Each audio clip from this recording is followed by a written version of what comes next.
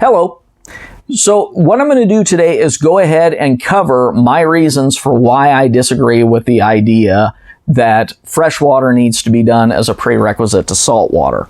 I see this statement made on many forums, many groups, people who come out of the woodwork when people are looking into researching saltwater, where they say, you have to do freshwater first, you have to do freshwater first. Well, realistically, in my opinion, I'm sorry, freshwater is a poor proving ground for saltwater. It really is. There are some things that do transfer over, some basic concepts that do, but they are nothing that you cannot learn through research. So, and please don't misunderstand me, I am not by any means saying that you absolutely shouldn't do freshwater before doing saltwater. That is not what I am saying. What I'm saying is I disagree with the idea that you need to do freshwater as a prerequisite to saltwater. That's what I'm disagreeing with, okay? So a lot of people will sit there and go, well, hey, wait a second, what about learning the basic principles of the nitrogen cycle? Well, my response to that is, how did you learn about the basic principles of the nitrogen cycle for a freshwater tank when you went and set it up? You researched it. So guess what? You can do the exact same thing with saltwater. You research it, you learn the basic principles of the nitrogen cycle, and whether you've had prior freshwater keeping experience or not, you're going to be okay. All right? As long as you take your time and you research it and you do it right. Okay?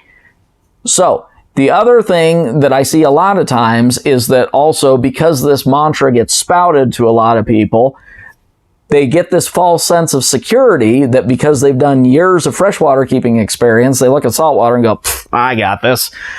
And they go and jump on over to saltwater and run into problems, because they bring over a lot of things that, quite honestly, don't transfer well from freshwater to saltwater. And that's the other aspect of it, is that I'm of the opinion that, honestly, when it comes to what you learn from freshwater, there are a number of actually bad habits that don't transfer over. So you might be sitting there going, well, what on earth are these bad habits? Well, the first one I'm going to cover for you is the conventional concept of using treated tap water. Now, as most reef keepers will tell you, treated tap water is not the best thing to use in a reef tank, okay? Here's another one, and I can't tell you how many times I see this. I disagree with it as a freshwater practice, and I emphatically disagree with it when it comes to reef keeping, which is, if you've got any problems or issues with your water, you got some ammonia in there, you got some nitrites in there, that's no problem. You just go out there and get some Chem Prime, put it in there, all better. If you follow that over to saltwater in a reef tank, you're playing Russian roulette with a very hefty investment. That's all I'm going to say about that. Okay? Really bad idea, really bad concept. All right? Bubblers are very popular and very common in freshwater tanks. But in a saltwater tank, you're wanting to get something like a powerhead or wave maker because it does a better job at simulating underwater current and flow rates, keeping the healthy beneficial bacteria on your live rock alive and that sort of thing, because you have to have flow in order to do that. So a bubbler doesn't really do a good job of that, because it's just, pulling in some air and blowing it up to the surface rather than creating underwater current. So it does create some underwater current, true, but it does more vicariously rather than as the purpose of its function. In addition to that, bubblers also create some real big problems with what is known as salt creep, which is when the water splashes up, water evaporates, but salt doesn't, and so you end up with all this crusty salt stuff all over around the edge of your tank. Now, that's going to happen regardless, but it's going to happen really badly if you use a bubbler. So once again, bubbler for freshwater, powerhead, wave maker, saltwater, okay?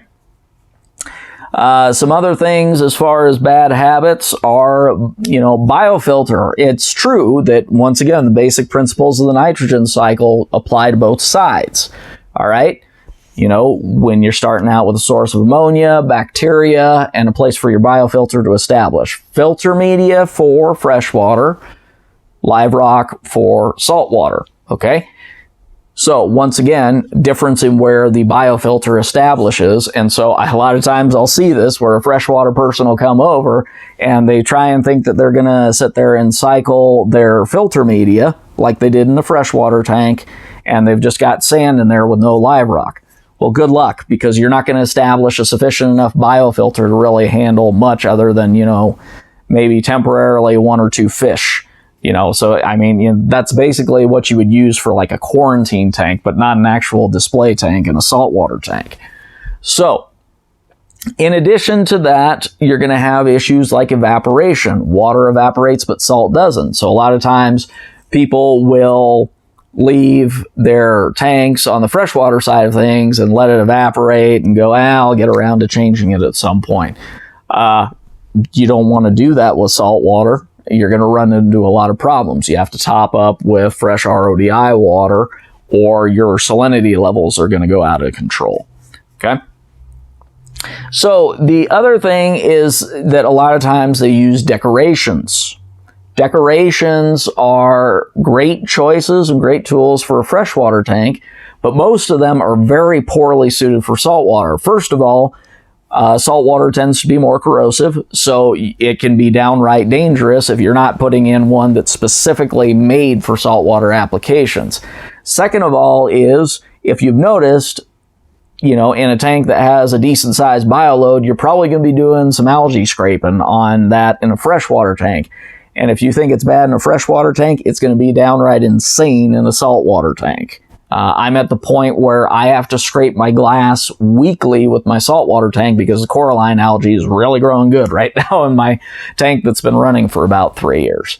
So if I put in any decor in my tank, you know, it just becomes an algae magnet. So I don't keep decorations in my saltwater tank, and most people don't because of that very reason, is that it gets to be a real maintenance hassle. But, you know, once again, I see it time and time again where a lot of people come over from freshwater and they try and stick in all the decorations, the bubbler, the gravel substrate, and yeah, it doesn't go well. Okay? So once again, you know, I'm not saying that you shouldn't do a freshwater tank first or anything like that. I'm just saying I disagree that, you know, you have to do it as a prerequisite to saltwater, or that it is somehow super helpful or beneficial to you. Because, as I said, the few things that transfer over, you know, things like fish feeding habits, water change maintenance, these are things you can learn through doing research. You know, for my part, you know, I'm going to come out and say it, I started saltwater.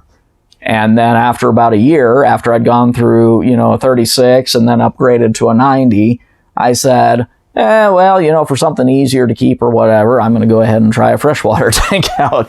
So I actually had a year of saltwater keeping experience before I ever touched a freshwater tank. And I did fine. Now, granted, I went ahead and I took my time. I did about 4 months worth of research before I went ahead and set up my saltwater tank. So I am by no means saying jump in both feet first. But the point is that whether you have any prior fish keeping experience or not, whether it be freshwater, or, you know, or whatever, but